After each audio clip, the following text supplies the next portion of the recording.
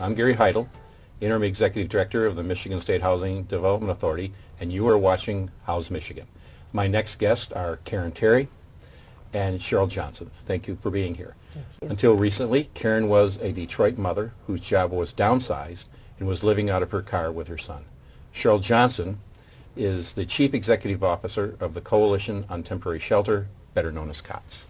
Cheryl and COTS worked with Ms. Terry to find a home for her and her son, and it's a pleasure to share their story.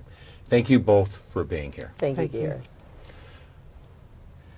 Karen, I'm going to start with you.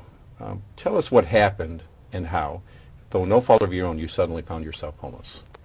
The company that I was working for, they decided that they wanted to relocate out of state, and I didn't want to go. So they offered me severance pay, and because I didn't plan, my severance pay ran out. I ran my unemployment out and my 401k.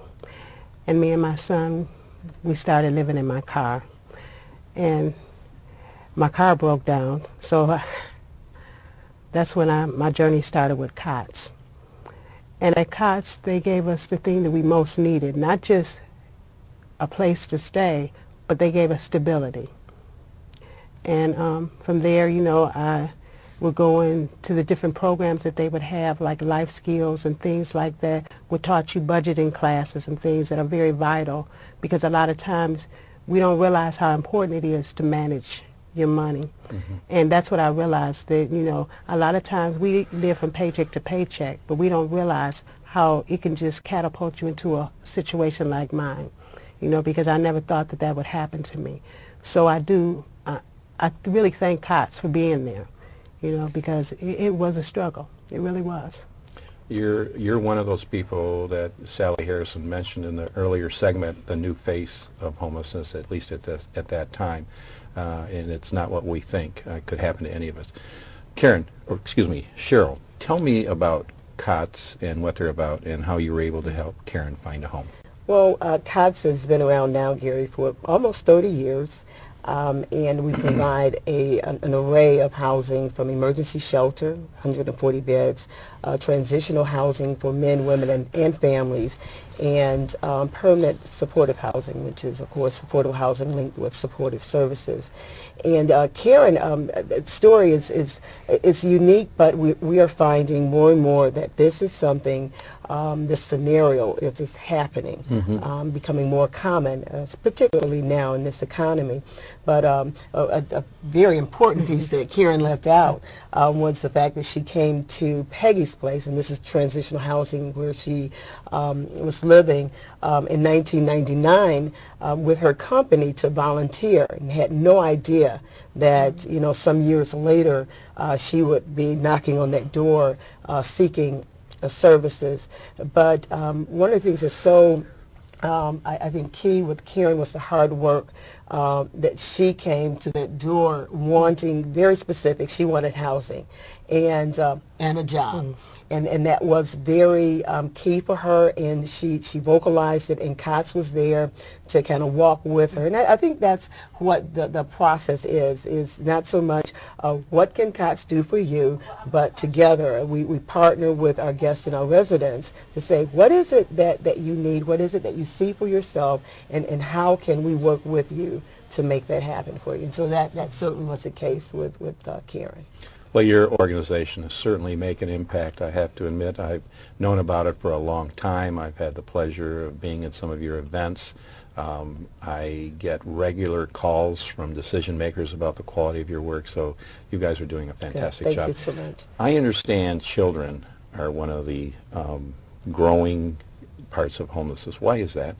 Well, and it's not so much children as it is families. I think when you kind of look at it like that, there are several reasons, but I think I want to identify two that just kind of make sense.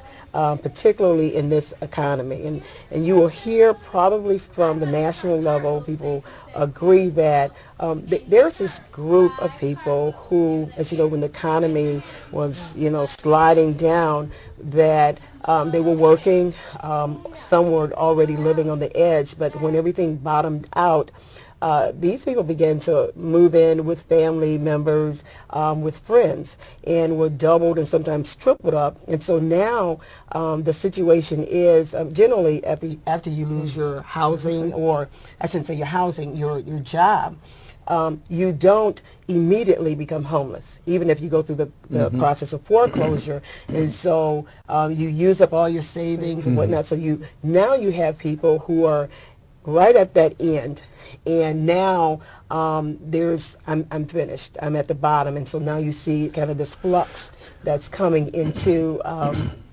shelters and looking for services. And I don't think we've seen the end of it yet, because these are people still in the middle of that. And some of the stimulus dollars won't save them. And that's unfortunate. The other piece, though, is very unique, I think, in the Detroit market, where people have generally been renters and have been able to manage with the fair market rate. There was an opportunity for landlords who said, oh, there are other people who were people who own housing, who either walked away or couldn't handle that mortgage anymore, who were paying $3,000 a month but could manage $1,200. So if I have a nice apartment that I've been renting to you at a affordable rate of $600, I can now bump that to $1,200. And so you've seen that where people have now, it's very difficult. So the market has changed, and there was an opportunity, and you are seeing people that find it very difficult to find affordable housing in that sense for themselves. That's too bad. Karen, what advice would you give to people who find themselves in a situation like you did? Well, first of all, I would want them to know that there is help. And I think the biggest thing, I'm speaking for myself and a lot of other people, you feel a sense of shame because you feel like, why did this happen to me? I should have planned better. And I think you have to move past that and seek out the help, because there's opportunities out here. I'm sitting here as a testimony that, seek the right help. There's plenty of organizations out here. Get you a good support system, and just don't give up hope. Well, that's good advice. Cheryl, veterans also make up a large part of the homeless population. What can we do to help the men and women who have helped serve this country? Well, Gary, I just think it's unfortunate that we even have to address that issue. You would think that for men and women who have literally given their lives and themselves on behalf of a country, that would be just a basic response. When you come back, you have housing. Unfortunately, that's not the case. So one of the things that we have certainly looked at is the priority, making that a priority for our veterans when they come back. There are some great things happening down in Detroit with Southwest Housing, who just did a great project specifically for vets, the Paquette Square. And so I would say that we need to do more and more of that, so that around the country, just not here, because our vets are coming home to us. And so we have to have not only housing, but they also come back with special needs, and we have to address those needs. I know I was at the Paquette Square groundbreaking. It was an incredible collaborative effort between the public and the private sector. Mayor Bing was there talking about the support from the city. The Veterans Administration was there. The Department of Housing and Urban Development was a part of that. MSHDA was a part of that. I think these are the examples of how government organizations and the private sector come together and do some very, very creative things. That's right. Cheryl, when do you think homeless will see the difference from your activities and the activities of the Michigan State Housing Development Authority in making a difference? I think there are a few things that are going to happen. One, real soon, I think right now, we are seeing some major numbers. People are being housed, and I've been at COTS for 20 years. I've never seen this before, which is a wonderful thing that's happening, and that is by way of the housing vouchers through MSHDA.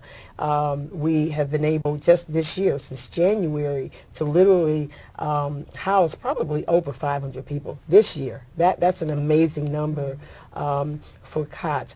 Next year, when a study is done and they look at this particular time, I would hope that we would see a decrease in our numbers. As I mentioned before, families are coming in, but through the use of these vouchers and other forms of support and housing, I'm hoping that we will see some dent. I'm pretty sure that that would happen. Great. What's a website where people can get in touch with you if they want to help?